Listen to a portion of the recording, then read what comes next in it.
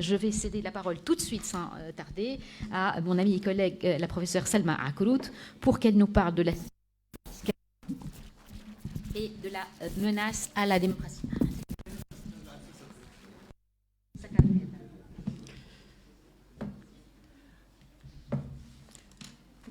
Donc, je vous remercie, Madame la Présidente, pour votre chaleureux accueil. Je suis ici chez moi parce que j'ai eu la chance d'évoluer durant mon DEA à la Faculté des sciences juridiques.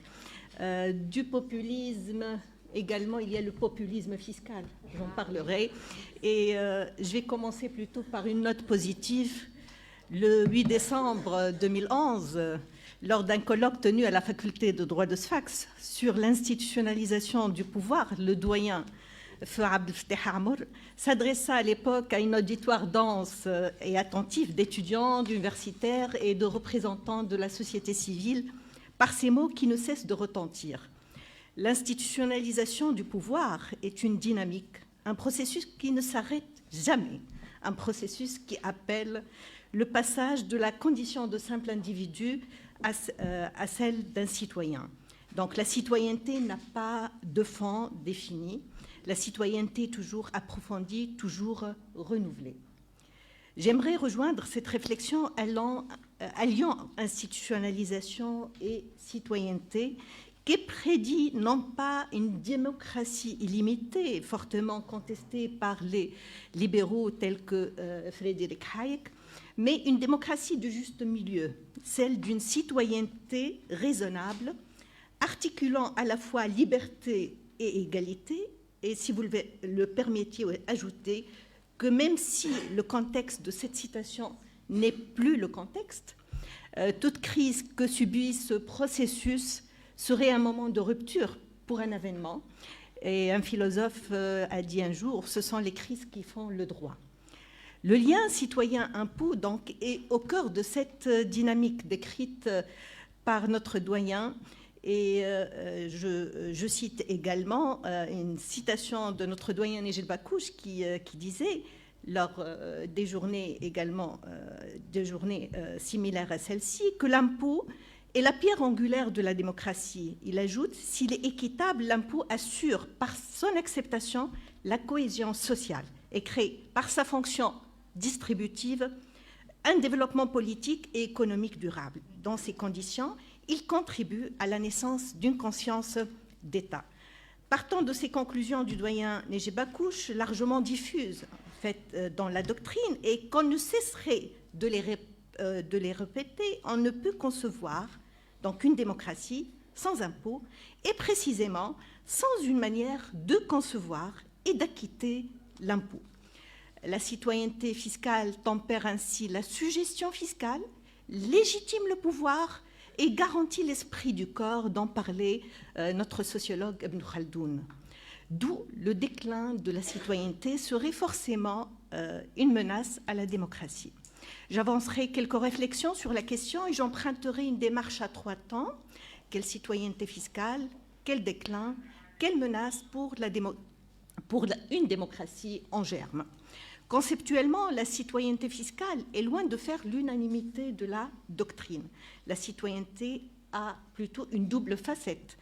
Dans une acception juridique, la citoyenneté est l'émanation d'un vieux principe que connaissent nos étudiants, qui est un principe parlementaire, celui du consentement populaire de l'impôt, qui fut à l'origine de la démocratisation des États tels que la Grande-Bretagne et la France.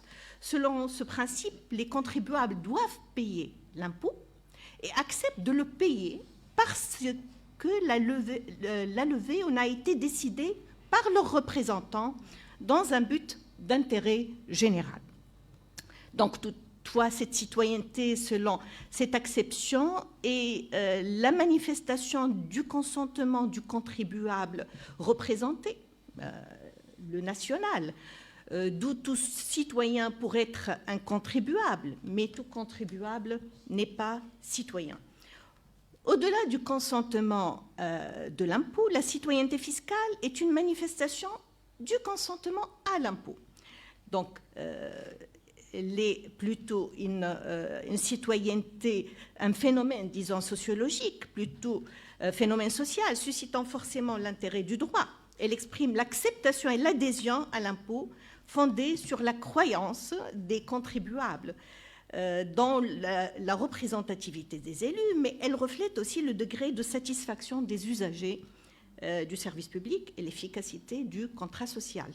Si cette croyance et cette confiance s'affadit, le principe du consentement de l'impôt ne serait qu'un mythe et la légitimité du pouvoir serait entachée. D'où les deux consentements sont liés, consentement du citoyen électeur et consentement du contribuable citoyen. Quel déclin! L'histoire de la Tunisie fut jalonnée de révoltes et de formes multiples de résistance à l'impôt. Son présent est marqué par l'évasion et la fraude fiscale, en particulier l'accroissement incessant de l'économie souterraine et l'ampleur du blanchiment d'argent. En dépit de la consécration du principe du devoir et de la légalité fiscale dans les différentes constitutions tunisiennes depuis la constitution de 1861, donc le consentement de l'impôt est demeuré formel. Bien que l'espoir d'une citoyenneté fiscale effective est né avec la révolution de 2011, le débat sur l'impôt, sur la gouvernance financière du pays a tardé à venir et même s'est perverti par la prévalence d'un discours axé sur la corruption et sur l'identitaire. On se rappelle tous de la polémique autour de la création d'un fonds Zaket lors du projet de loi de finances de l'année 2015, le fonds Zaket créé par le conseil municipal d'El Kram. S'y ajoute l'illusion actuelle aussi quant au rendement de la consignation pénale et le produit également des cessions des biens mal acquis. Donc les réclamations populaires importantes les réclamations importantes implorant un État-providence ont encore affaibli l'idée de l'État-nation. Le contrat social s'est dénaturé et l'intérêt général s'est transformé en une pure fiction. L'histoire récente est marquée par l'état d'exception ayant suspendu le consentement de l'impôt, une phase marquée essentiellement par deux décrets-lois de finances, décrets-lois de finances 2022 et 2023, très fournis en dispositions fiscales, outre les deux décrets-lois du 20 mars 2022 relatifs aux sociétés populaires et le décret-loi relatif à la conciliation pénale, comportant également des régimes d'exception et des régimes dérogatoires en matière fiscale. Du coup, on appréhende un cheminement à l'envers caractérisant les États sujets, celui du passage du sujet assujetti au sujet de droit à l'individu. Une appréhension qui fut exprimée par nos professeurs Ali Mezrani et Slim El Armeni. La démocratie naissante tunisienne n'est pas également à l'abri des facteurs déclinant la citoyenneté dans le monde. Le lien impôt-citoyen subit depuis quelques années la métamorphose de l'État et des modes de pensée dans un monde de plus en plus interconnecté sous l'effet de la numérisation et de la mondialisation. La Tunisie n'est pas donc à l'écart de ces bouleversements qui prédisent un impôt sans le citoyen et même un État sans l'impôt. Toutefois, dans un État inachevé, une démocratie en vocation d'émergence comme c'est le cas en Tunisie, la revalorisation du rôle politique de l'impôt est plus que vitale pour l'émancipation du citoyen. Donc l'affaiblissement du consentement de l'impôt, outre l'absence d'un débat sur la fonction de l'impôt, en partie dans un contexte d'hégémonie du chef charismatique, selon les classifications de Max Weber, n'est-il pas annonciateur de l'agonie d'une citoyenneté fiscale naissante au risque de condamner une démocratie espérée? D'où quelle menace? Étant doublement impacté dans sa fonction politique, mais aussi dans sa fonction psychologique, le déclin de la citoyenneté fiscale risque d'aggraver la désagrégation et la désolidarisation. Donc de basculer donc dans la désagrégation, dans la désolidarisation, les deux menaces que je considère menaçantes pour le pays actuellement, à cause d'une part de l'affaiblissement du processus décisionnel en matière fiscale, objet de ma première idée, et d'autre part à cause de la perversion de l'impôt lui-même, produit de ce processus, occasionnant l'effacement du contribuable citoyen. Donc la désagrégation par l'altération du processus décisionnel. À la différence de la citoyenneté des anciens, où le citoyen faisait partie d'un tout, la citoyenneté des modernes, encore un tout qui s'agrège en tout super ordonné. C'est la qualité de la représentation, donc de la délibération et de la loi qui garantissent une telle agrégation, conciliant égalité, liberté, justice et équité, intérêt privé et intérêt public.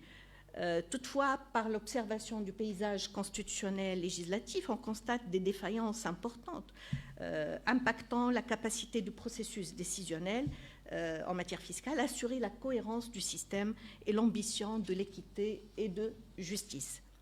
Je commence par, tout d'abord par la régression constatée dans la formulation de l'article 15, l'héritier de l'article 10 de la Constitution de 2022.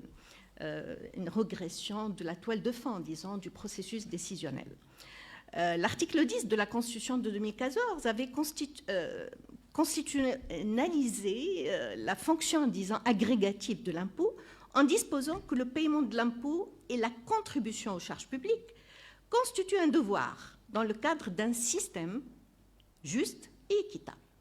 Nidam, adl wa munsif.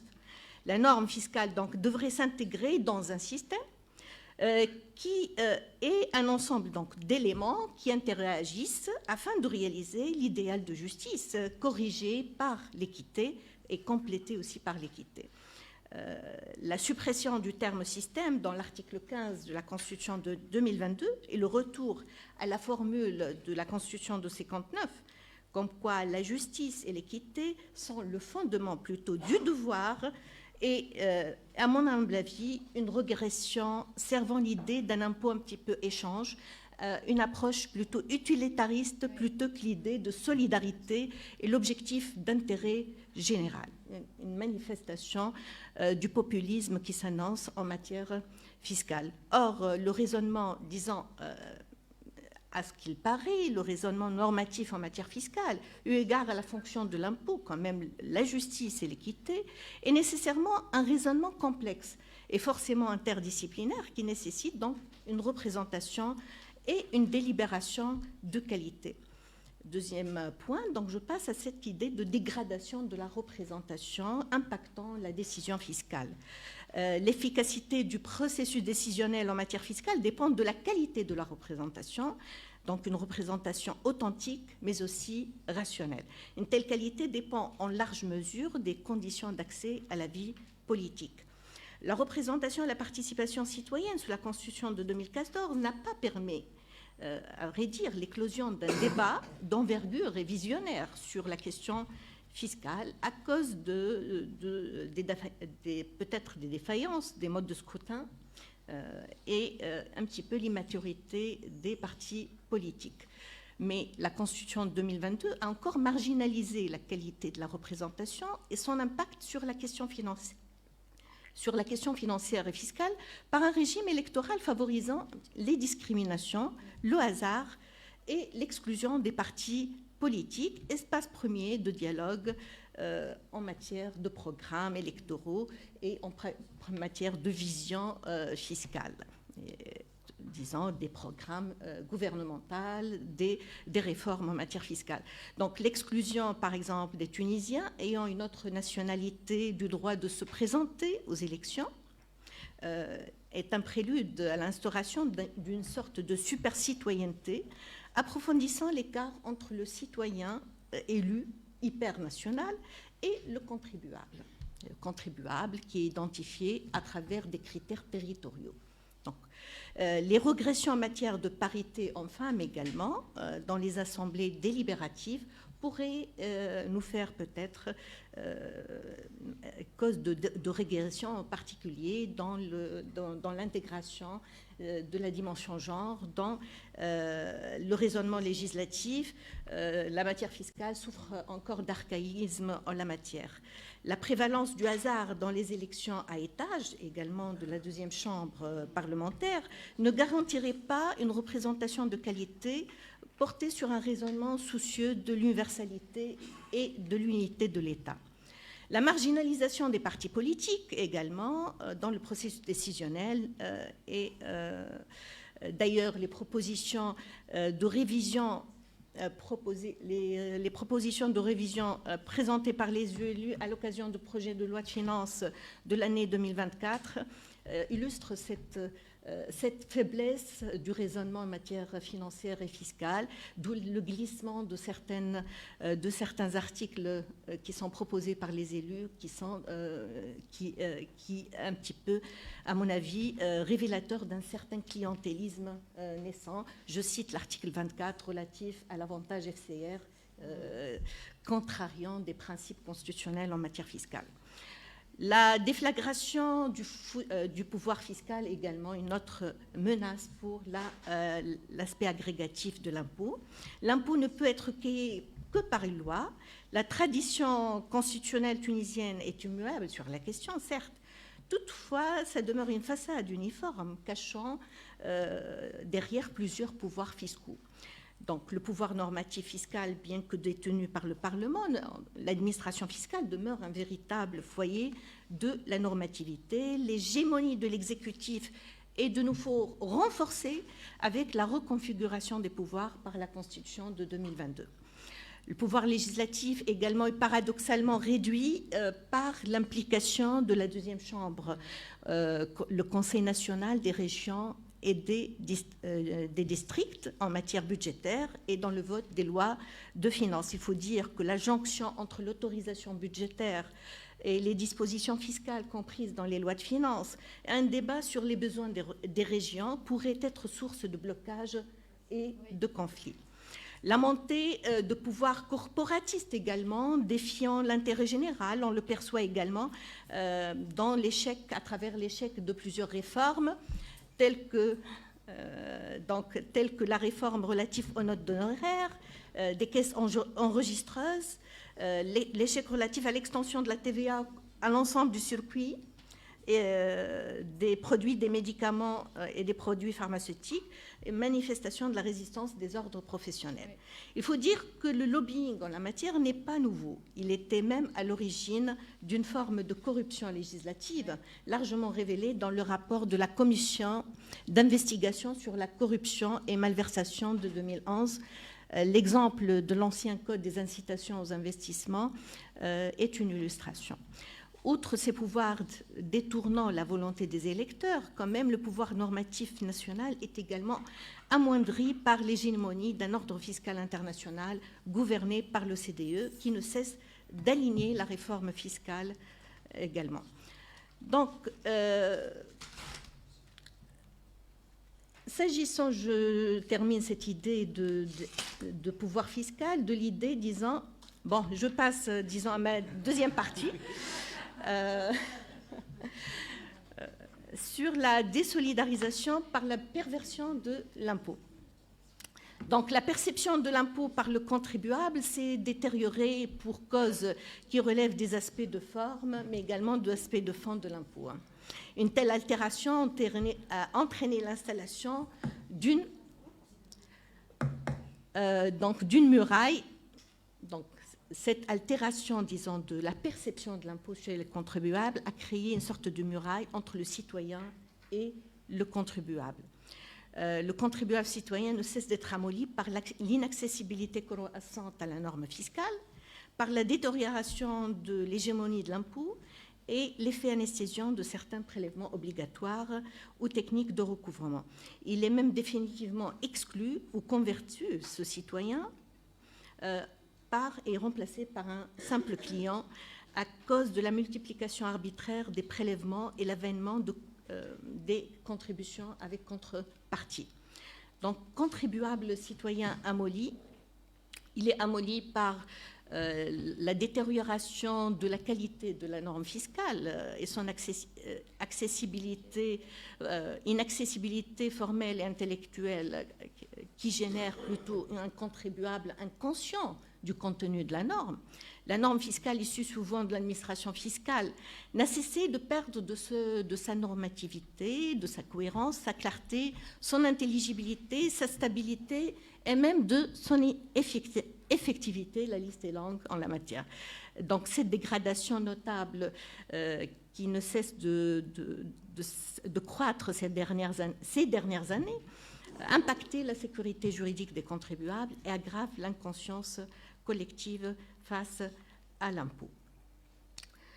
La recodification dans le respect des normes de la légistique communément partagée est nécessaire afin de sécuriser les contribuables, en particulier les investisseurs, et on parle aujourd'hui de l'entreprise citoyenne, l'entreprise responsable sociétalement, qui est à reconquérir dans ce monde de compétition acharnée. Donc la mise en place d'une structure publique veillant sur les qualités formelles et substantielles de la norme fiscale, assistant l'exécutif et le Parlement, est recommandée. On pourrait également regretter le retard quant à la mise en place de la Cour constitutionnelle. Toutefois, sa composition sème le doute quant à sa capacité d'assurer ces fonctions en matière financière et fiscale en particulier. On déplore également qu'en dépit des importants prérogatives dont dispose la Cour des comptes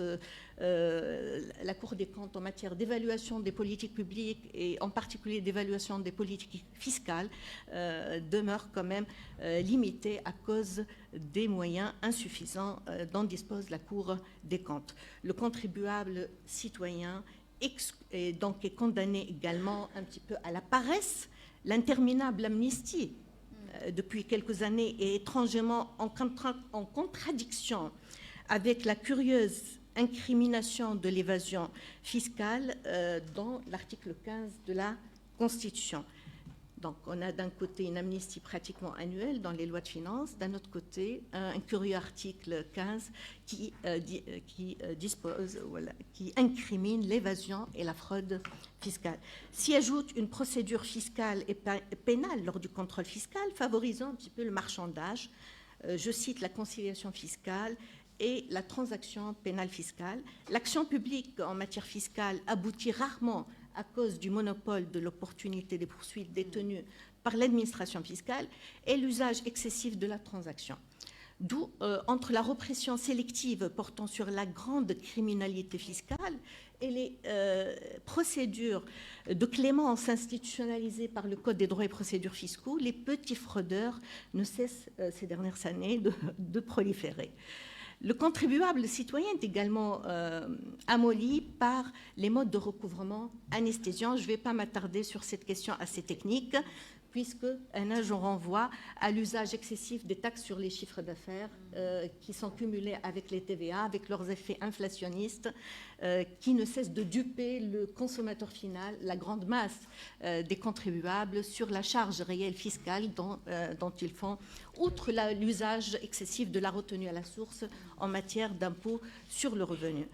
Le contribuable citoyen exclu à cause de la déflagration des prélèvements et l'atteinte à l'universalité de l'impôt. Donc le pluralisme fiscal, normalement, il devrait être au service d'une justice distributive et malheureusement dans l'excès, et ça a contrarié un petit peu la taxinomie classique de l'impôt, qui est quand même une garantie en matière constitutionnelle, considérée comme indispensable à une architecture ordonnée du système fiscal. Il ne cesse d'y avoir des prélèvements. On parle aujourd'hui de bricolage fiscal, de populisme fiscal, selon les termes du professeur Habib El-Ayedi, Rabbi Fadlou. Également, je cite en la matière la prolifération de taxes et prélèvements avec des dénominations un petit peu populistes, attractifs, mais qui détournent en fait l'impôt. C'est le cas de la contribution sociale et solidaire en 2018, la taxe de compensation qui est récemment élargie, dont le champ est élargi par la loi de finances 2024, et l'instauration d'un impôt sur la fortune immobilière par le décret de loi de finances de l'année 2023, sont des prélèvements plutôt à effet sédatif que redistributif. Donc l'entreprise compliante est de plus en plus accablée et victime d'une panoplie de prélèvements qui sont superposés sur la même matière imposable, ce qui dépasse de loin leur capacité contributive. Et le sujet là-dessus continue, le débat là-dessus continue. Un auteur a dit, il a alerté que les décideurs doivent garder à l'esprit, même si les impôts sont multiples, le contribuable est unique. S'ajoute à cette prolifération hasardeuse, injuste en termes de répartition des richesses, la multiplication des prélèvements avec contrepartie qui en rapport avec des services spécifiques. Le contribuable correspond plutôt ainsi à un client qui se soucie de son intérêt personnel, de quoi vider l'impôt de sa vocation solidariste. Pour conclure, je dirais que cette présence-absence du citoyen contribuable et du contribuable citoyen est fortement préjudiciable à un lien fondateur qui est citoyen-impôt, d'où la rediffusion, je pense, d'une culture ou une diffusion sincère d'une culture citoyenne fiscale, ainsi qu'une veille sur l'éthique fiscale nécessite, outre le débat sociétal, une intégration de la formation du droit fiscal dans les programmes d'éducation scolaire, outre la révision également de l'enseignement du droit fiscal.